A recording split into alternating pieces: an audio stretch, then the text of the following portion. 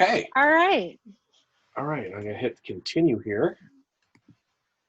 So, hello, everybody. Hope everybody is doing well. Oh, this got flipped here. Welcome. This is Equity and Inclusion in Remote Teaching, Next Steps.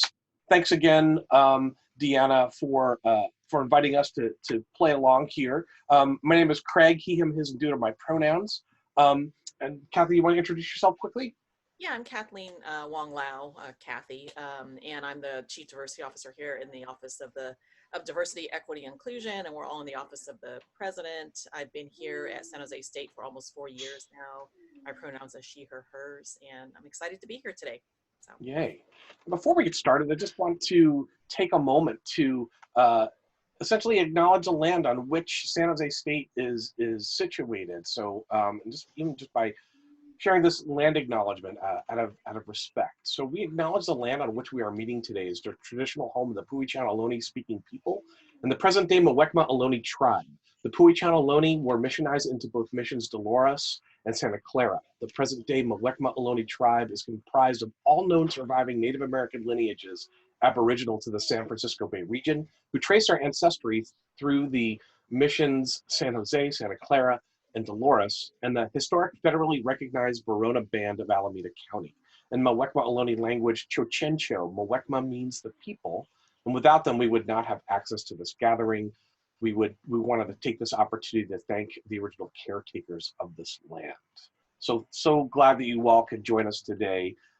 Just to give you a little sense of where we're going today, here's our flow.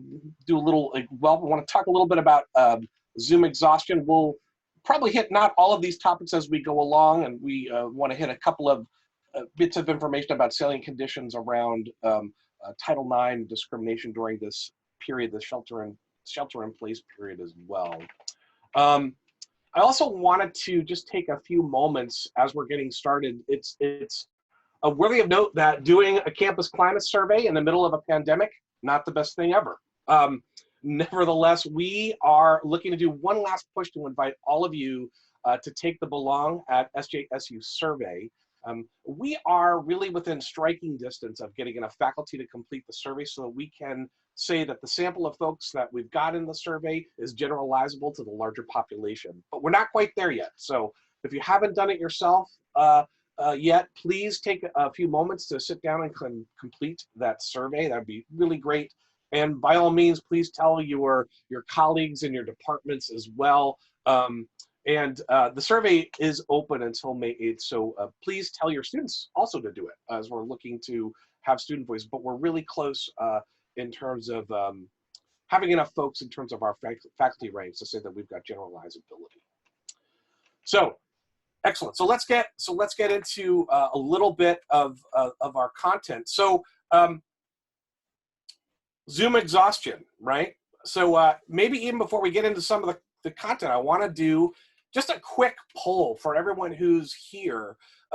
If you wouldn't mind, just a quick poll, if you wouldn't mind sharing in the chat box a number between 1 and 10 indicating your level of Zoom exhaustion at this point, okay? So of course, let's put it on a scale here where the number 1 equals low levels of exhaustion, and number 10 is high levels. So let's see, we've got 9, we've got 8 to 9, we've got 8, we've got a 10, maybe I'll share an 11, 6.3, okay. So Devin's sort of pretty precise there. Okay, Lucia is about a 5, okay. So great. So thanks for sharing. One way, right, of engaging folks to do a simple poll like that. So anyway, let's talk a little bit about Zoom exhaustion. Zoom exhaustion is real, as we could see from the numbers of that people shared in the chat box. And a couple of bits of information I'm pulling from Dr. Stephen Hickman. And one of the things he talks about is this idea of getting grounded. It was one way, some ways to manage the Zoom exhaustion, right? So take a few moments before clicking start or starting that meeting, starting that class to settle and get your attention. Get your beverage, get settled, maybe breathe a bit, think about your intentions for your class for that day, right? And just like Deanna was doing, say hello if you're able to, and genuinely welcome folks into your Zoom room as they appear or as they enter. As if they were entering your physical classroom, maybe even your own home, who knows? We are more disconnected from folks, as this is a no-brainer, than usual these days. So saying hello to folks as they come in may make them feel as they are being seen, they're being recognized, and they're being welcomed into the space. So what Zoom view do you use? So do you use speaker view? Do you like the gallery view, which I kind of like to call the Brady Bunch view, where you can see everybody? Maybe that's an indicator of my age about the Brady Bunch. But one piece of advice from Hickman is this idea about using speaker view sort of limits the amount of data you're taking in, right? So the speaker view just obviously makes the screen of the person who's speaking at the time a lot bigger, and as opposed to having everyone in front of you. You might prefer that, you might prefer the other way, but it's one way to maybe slow down receiving all the data that's coming from all of the folks that might be in the Brady Bunch view, right? So one other sort of way to think that through is how do you want to limit the amount of information, the amount of data that comes to you as you're facilitating, as you're teaching. So resisting the urge to multitask, I know I'm guilty of doing this myself, you know, whether I'm in a meeting or where I've been looking at some other things, perhaps on the internet or on my phone or something like that, right? So something that I do, so maybe even limiting my own multitasking, but also limiting the multitasking of some of the students that we work with, right? So doing so, folks might be more present to what's going on. You could do that a number of different ways. By setting expectations, by setting the tone, or maybe even taking advantage of some of those different types of distractions that might occur. So resisting the urge to multitask might be something we can think about as well. Of course, try to take measured breaks in between Zoom sessions. I hope that you don't have the situation where you're teaching back to back to back to back, or in meetings back to back to back. But if at all you can take some breaks, I think Kathy, if I can share this, we were having a staff gathering, and Kathy would share, yeah, this is my 7th meeting of the day, so I'm hoping, Kathy, that you had time to take some breaks in between all of that, but get bio breaks, right? Get a drink of water, do what you've got to do to help give your body a break and decompress a bit. Okay, I really like the way that Stephen Hickman sort of talks about this, that is to remind yourself periodically that this is a new place, a place in between presence and absence that we all have to learn to accommodate as we go forward into the uncertain future, right? So love that, sort of a place between presence and absence as this time during shelter in place, during COVID, as we're doing all this stuff online via Zoom. So I hope this is helpful in identifying what might be helping fuel exhaustion, maybe some strategies to alleviate it a bit. Kathy or Deanna, do you want to, you have anything else to share about the Zoom exhaustion?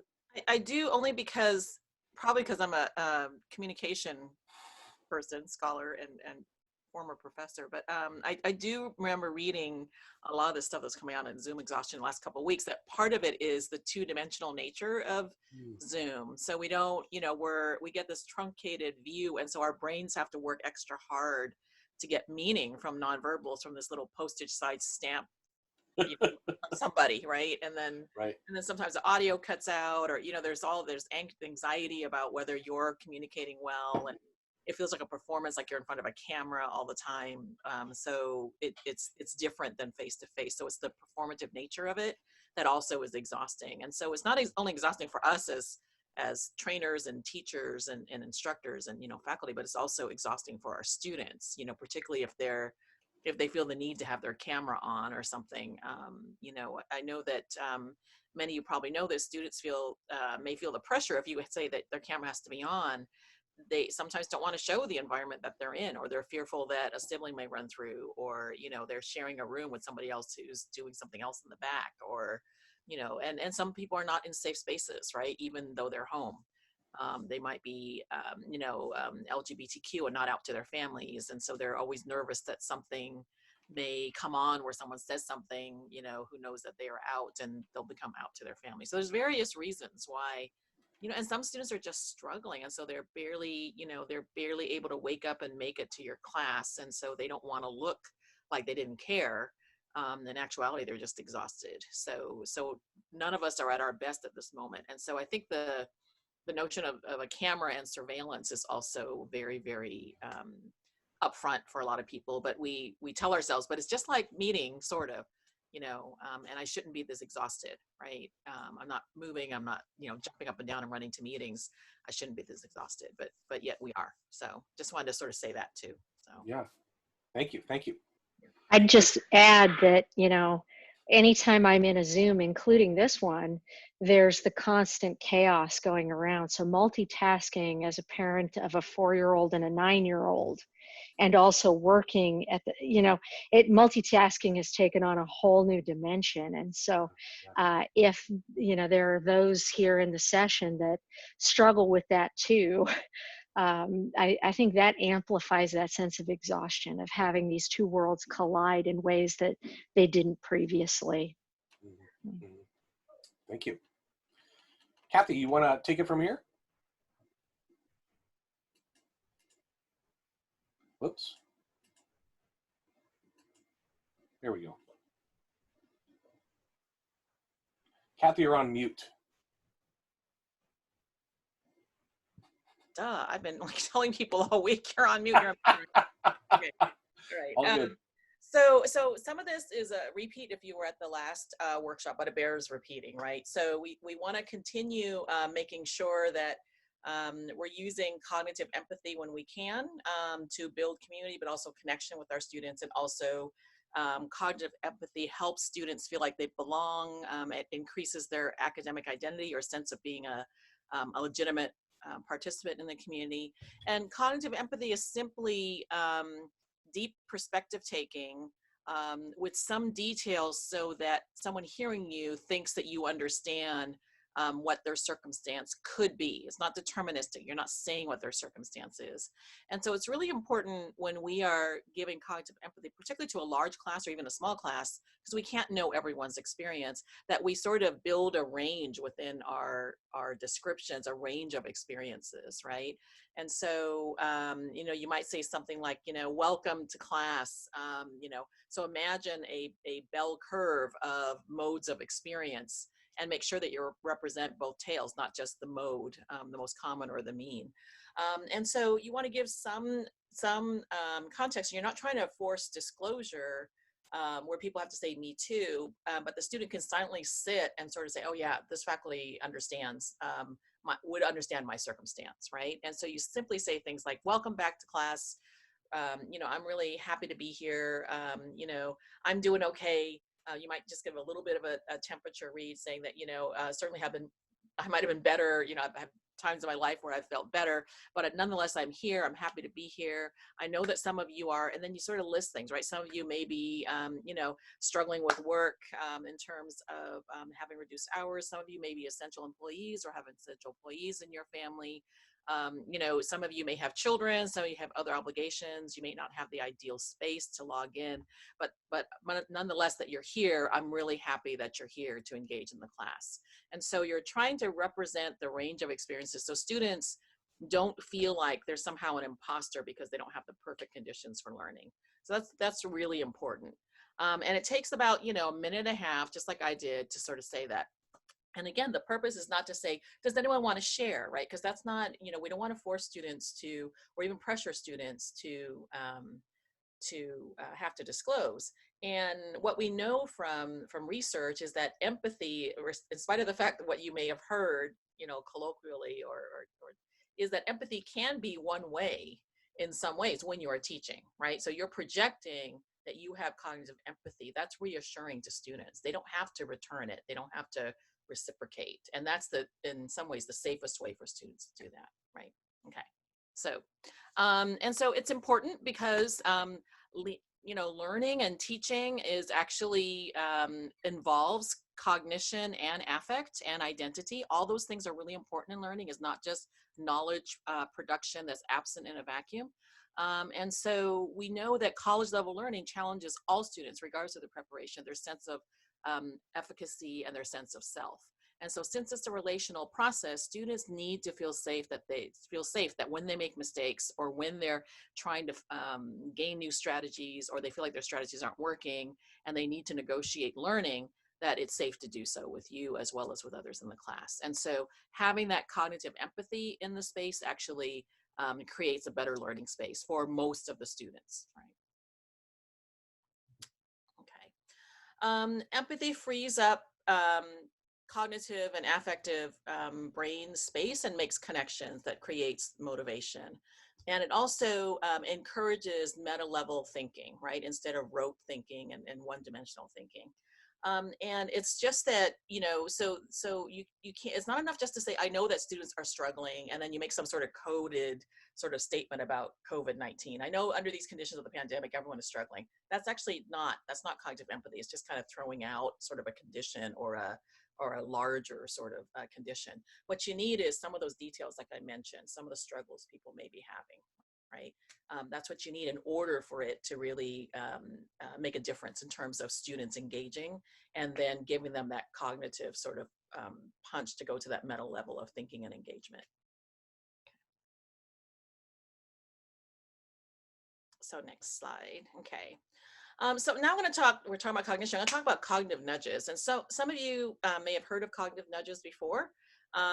It's really about creating an implied sort of choice for students to choose behavior that is predictable, but also it sort of moves people towards options that are not, away from options that are not as productive, but it does not compel them, right? So they're not mandates.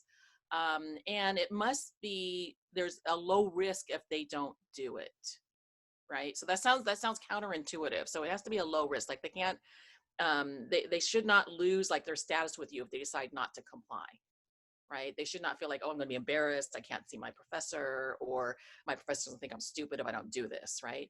And so it's kind of, it's actually kind of difficult. The example that the original researchers, behavioral economists, Thaler and Sunstein said was putting fruit at eye level counts as a nudge, banning junk food is not, right?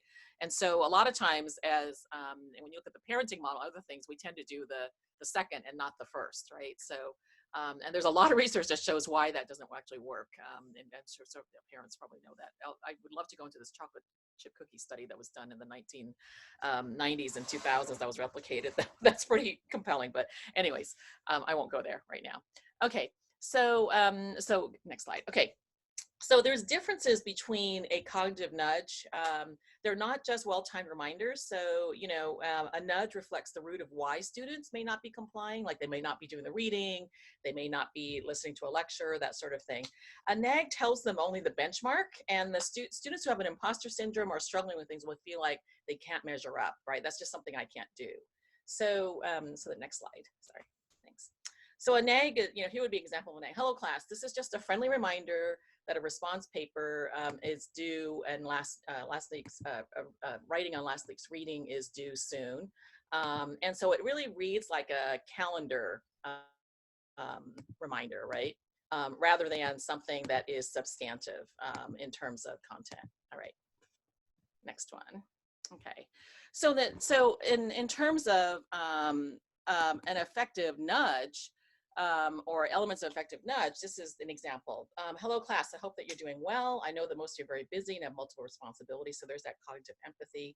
This is not quite with details, but you don't need to in a note like this. This is a heads up that there's a response paper for last week's readings due on Friday. Try to take a little at a time in 20-minute chunks of reading and taking notes. Remember, the response is only 1.5 to 2 pages, about 6 paragraphs. I know you can do it, and I look forward to reading it.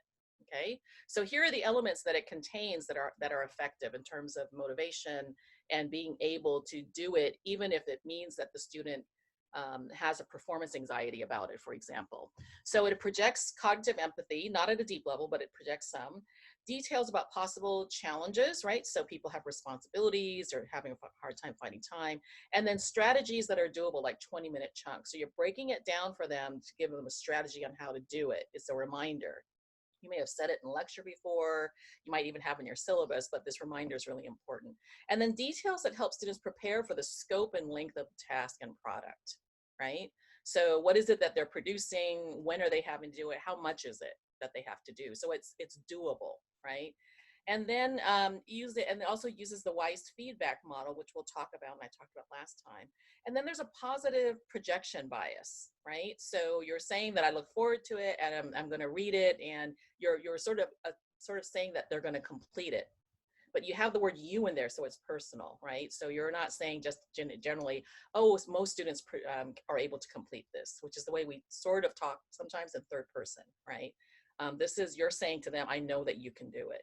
Now, not all cognitive nudges need to be this lengthy and have all of this, but it's ideal if you can have most of these things in there. The most important things are actually the 20-minute chunks, or like the, the doable steps, and then the details that remind them what that task actually is.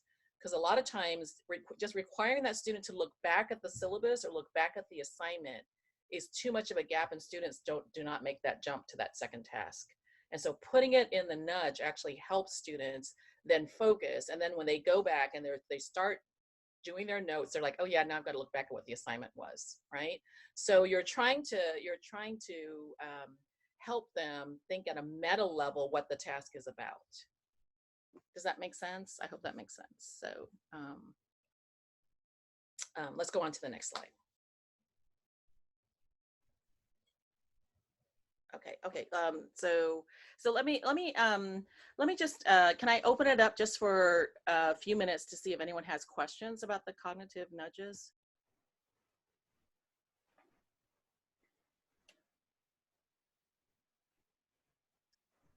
Or if anyone has comments in the chat section, you can chat on it too. Excellent. Okay. So, Okay, great. Deanna and I sort of chatted a little bit before we got started, and what I think Allison has a question. Oh, my bad. Sorry, no, it just came up. Go ahead, Allison. I was going to type it, but I guess I can say it. So well, hopefully people are already taking time to kind of do this, and I do try to do it, and maybe I'm not really wonderful at it because I can't imagine everyone else's scenario, right? I know what I'm going through, which we're going through things too, but and I was explaining to you guys earlier that I do have a large class, and so it's not like some of these things sound great at a class of 30. Yep. Quickly, they're very quick, they're very easy to do, and I'm doing it at 10 times that size. Sure. And so I'm having to go back and help people who are behind catch back up, and so I'm constantly fighting this backward forward thing, and the university has asked us to be flexible, and I'm doing that, but I feel like Gumby at times. Yeah. If you know who that is. So it just seems like doing this on a larger scale just adds more time to my day, that I'm working, that I'm thinking, and I'm already working 16 to 18 hours, 7 days a week. So it's like, I get why you're saying to do this, but I kind of lost my question now because I'm just so tired. Yeah. So can I ask you a question? Are you concerned by sending out a detailed nudge like this is going to solicit students asking for help, and you're already at capacity? Is that one of the, I think it's a legitimate concern. I'm not trying to be accusatory or anything like that. Well, no, I think I got my thought back. My concern is having to take the time to make these nudges. I have 4 classes that I'm teaching, the one at San Jose State being my largest, but it's like having to remember, oh, this class has this coming up, and this class has this coming up, and I need to go out and make an announcement. I need to go out and put that nudge out there. I'm gonna forget. Yeah. So I don't think you need to do this for all of the assignments, but I would say, like I was talking, a faculty member made an appointment to talk to me about also having issues with her class, and I think what happened was like their last assignment, she noticed like 30% of her students didn't turn in their papers, right? So she's just kind of like, oh my gosh, I don't know what else to do. I've been sending them reminders. And so we talked a little bit about what reminders mean, what is a reminder versus, and we looked at the architecture of a reminder. And so she did look at this nudge stuff and she tried to do that, right? And so she was at the point where she felt like whatever she was doing was not getting some gain. And then also she had a significant number who hadn't turned in papers, right? So it was sort of dropped off dramatically. And she was very concerned about the final project, right? So if I can't get them through this, what is going to happen? I'm not going to have half of my students or maybe a third of my students turn in stuff. So I'm not saying you have to do this, and you seem like you have a high volume of students and assignments and calendars going for each of the classes. So but I think you can, maybe do one before the end of the semester, for example, or before their big projects where they're really starting to work in their groups and stuff like that. So yes, of course, in the ideal world, you can do all of this, right? Yeah, that's all I can say. I wish I could give you more time, but it sounds like you're working pretty hard at what you're doing. I think everybody is. So yeah. All right, thank you. Yeah, sorry. Yeah. So I have this great resource, and Deanna and I were talking a little bit before we started about maybe just to maximize our time to do consultation with folks, to be able to maybe skip this stuff. I'll provide this for you all. I think it's a great resource. I'll just tell you a smidge about it. It's about 50 pages long, and it's got some great sort of tips and whatnot. It's also identity conscious a little bit. And the other thing I would say about it is that they also provide a set of Google Slide templates to use. So we'll make sure that we get you both this resource and the Google Slide templates as well in a follow-up email after we're done in one way or another. So what I want to do is maybe then just push ahead to this slide, where I want to talk about maybe some things that might be up for folks, particularly thinking about conditions for things that might occur that are Title IX related or maybe discrimination related. Of course, there are online. There might be. I hope there's not in your situation, but sort of online harassment that might come in the form of jokes or comments. And for some of our students, and Kathy talked about this a little bit earlier about, students who might identify as LGBT, that they might have problems with maintaining their privacy around their identities, right? In the context in which they're living at the moment. So we've also have heard from our folks who do work in the realm of intimate partner violence and domestic violence, that there's been some increases in incidents of domestic violence since we've gone to the situation of sheltering in place with some of the folks around them might not be the safest place to be as well. Also, in the context, some of the things that might also come up around as we think about sort of differences maybe around socioeconomics, the ability to have access to broadband internet, or privacy to be able to do homework or do exams. People may be in spaces where their family are coming through, or a dog that might be coming through. And I know that for those folks who are using Respondus and those types of those internet tools for test taking might be something to be aware of too, because somebody may not be legitimately doing something dishonest, but there might be a family member coming through, or it might be sitting outside and a car drives by, right? Because that's the best place that they have to check in to do class or do an exam or something like that. Deanna, did you want to say a little bit more about that, or? I was actually reading the chat, which is a real problem. What exactly shall I speak to? I was just talking about the ways in which different students might be in spaces where they might not have as much privacy. Might be Gotcha. a family member or car driving by, who knows what that might trigger. Yeah. Well, that's the one I think I'm feeling most profoundly myself, right? As my child hands me her artwork and so forth during the call. I guess, you know, this is a place where we could just very lightly touch the idea of setting up asynchronous learning environments, especially as you're thinking ahead till fall. Yeah. Can I You interrupt just oh, for a second? yeah, Just go ahead. you go on to that. So, Craig, I was sorry, I was also answering on the chat. So, did you describe that students might panic if someone walks in and think they automatically flunked? Yeah, we were just getting to that. Oh, okay. Yeah.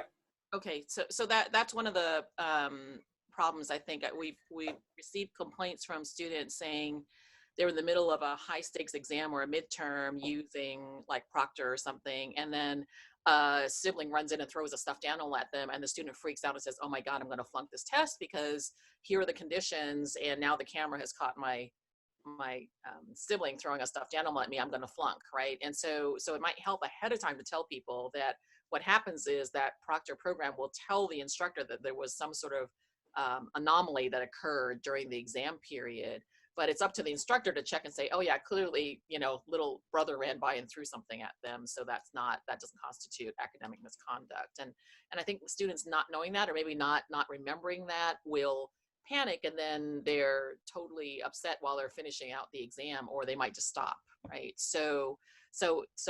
And people don't have privacy, and parents sometimes will come in and ask them a question, or you know, that sort of thing, and they feel like they're totally screwed because of it. So I think it's more about what happens when that flag goes up.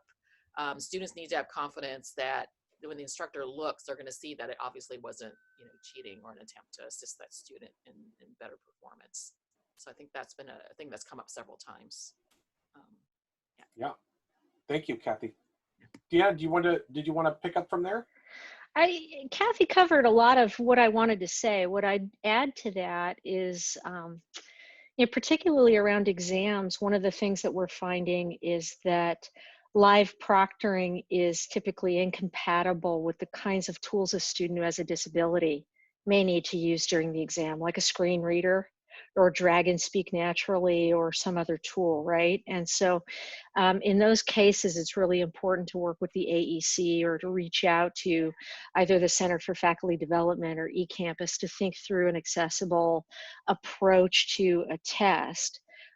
Where possible, though, I just think as you're planning for fall, these asynchronous elements can give you and your students some breathing room. Anything that you can do to reduce the stakes around a required, lengthy, stable, online, private internet connection might make things, it might allow students to focus better and to attend to their learning at times and in ways that are best for them, and might allow you as the instructor to attend to your teaching in ways that are best for you and them.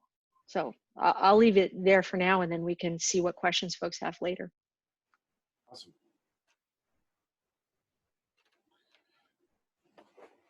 You're Having said that, I think that students do appreciate having some synchronous opportunities so that they can be with their classmates and feel like they're engaging directly with the instructor. It doesn't have to be a lot of them, but I think that, you know, I think the best of both worlds is sort of a hybrid, a combination of both that doesn't overtax people, but provides a degree of connection for people to the instructor as well as to their classmates. So. awesome. Okay, one other piece I just wanted to pull up and highlight just for a moment too is religious observances. So for some of our students might be fasting, and it is because Ramadan starts today. Ramadan is the holiest month of the year. For those who practice Islam, it's a time for spiritual introspection and growth for Muslim folks. So students may be getting up, because there was fasting from dusk to dawn, so students may be getting up much earlier than they normally do. So maybe for some of our Muslim students might be getting up 1 or more hours before sunrise to pray and eat. And as you know, as we're getting closer to the summer solstice, our days are getting longer. So today in San Jose, the sun rose at 6:21 this morning and won't set until 7:51 tonight. So that's what, over 12 and a half hours for fasting, for folks who are fasting. So, so fasting also, for some folks who observe it this way, it includes fasting not just from food, but from water also. So if any of us were not to have food for over 12 and a half hours, I know myself, I would be cranky, probably inattentive, probably distracted, right? So some of this might be up for students, and fast is broken at dusk with community-based iftars. So there are a number of variables here: the length of the day, fasting, and on top of that, all of our current shelter in place directives. These are stressors that are stacking for our Muslim students, right? So, and this year in particular, for parents and community, so because we're shelter in place, that they might feel disconnected to things they were normally a part of. So it's a time when community connects with each other for meals, for prayers, for community. Maybe there's a parallel, maybe it's a bad parallel, but for those who might celebrate Christmas, for example, imagine you're not being able to connect with family and loved ones or to share a meal. But those are the conditions, obviously, that we're in, or to celebrate in a building or a church or some other type of place of worship, not to be able to do that. When I think of the last 10 days of Ramadan, is Irtika, which is a time where many folks for the last 10 nights will spend a lot of time in mosque worshiping. So and obviously folks can't do that right now, right? So some things that we maybe think of doing, some of which have already said, but maybe reaching out individually to check with students and ask what they might need during this time. Maybe it means doing an exam post-fast, so maybe after sundown. As Deanna shared, asynchronous instruction may provide some comfort during this time as well, so make sure instruction. And another resource we'll share in the email too is some information we got from, or I got anyway, from this Ramadan 101 COVID edition from an organization called Book of Muslim. They have a good source of information, so we'll be sure to share that as well. Anything else, Kathy, Deanna? So few citations, we'll share these slides with you as well. Deanna, you want to speak about some of these resources for faculty? Yeah, this is a good time to remind you that we'll be sure to send you the slide deck so that you're able to click through on all of these live links. This slide contains resources for faculty, and it's just a reminder for how you can find your way to any of our offices. San Jose State is a little bit unique in the sense that our Center for Faculty Development and our eCampus unit are two distinct units, but we work together very well. If you need something around teaching, and particularly teaching in remote or online modes, Jennifer and I would be happy to help you, and each of us can get you to the right place. I've included information here for Thalia Anagnos, who is our Vice Provost for Undergraduate Education, as well as Mark Delarco, who is the Dean of the College of Graduate Studies.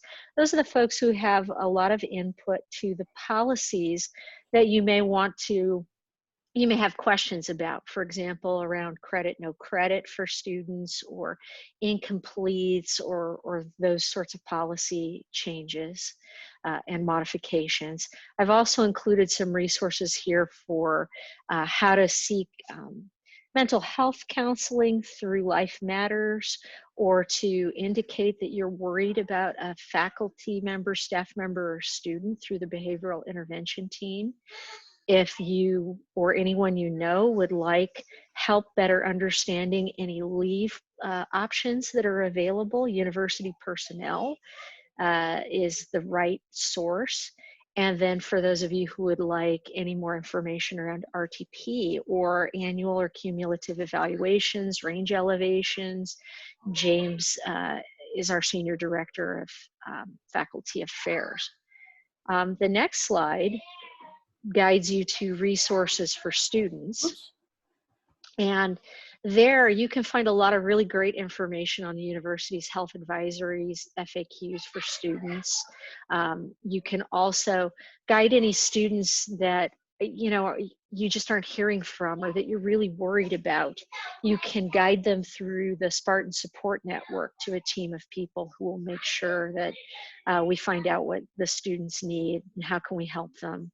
Again, you can always indicate your concern for a student to the behavioral intervention team. There's information here for suicide and crisis hotlines. CAPS is running their counseling sessions for students through mental health medicine. So they're able to talk with students via phone or over Zoom. Peer Connections, the Writing Center, the Communication Center, all those folks are running in remote mode and have resources for students, as do all of the Student Success Centers. And eCampus is working on materials that are available for students on helping them navigate learning from home. And in particular, they have a really nice online learning readiness tool that students can use to see how well they think they might cope in an online class. Right now, what we're doing isn't really online pedagogy yet. It's more like crisis pedagogy or whatever term you want to use. But as they look ahead to fall and where they do know that they might need to enroll or make a decision about enrolling in a course that may now be online, a tool like that could be very useful to them. Yeah. So, and there are other folks as well and other resources, and we're glad to, certainly Center for Faculty Development is happy to answer any question and guide you to whoever the right responder is or right person to give the answer. Yeah, I wanted to add one more that's not on this list, and I'm sorry I didn't notice it before, is SJSU Cares. Is also a resource, and that's a resource for foods through, so our food pantry is still open 5 days a week, and has donations and are purchasing groceries for students. We have a fairly high usage, even right now with shelter in place. They also have emergency housing provisions that they have relationships with the county in terms of placing students in emergency housing. And there's also emergency student funding for students who are struggling financially. So they will work with them on that. So SJSU Cares is a important part. We have essential employees that are actually working and on campus working with these supports for students. So. Great. And with that, I think I'd like to turn off the recording and open up for any questions or discussion that folks would like to have.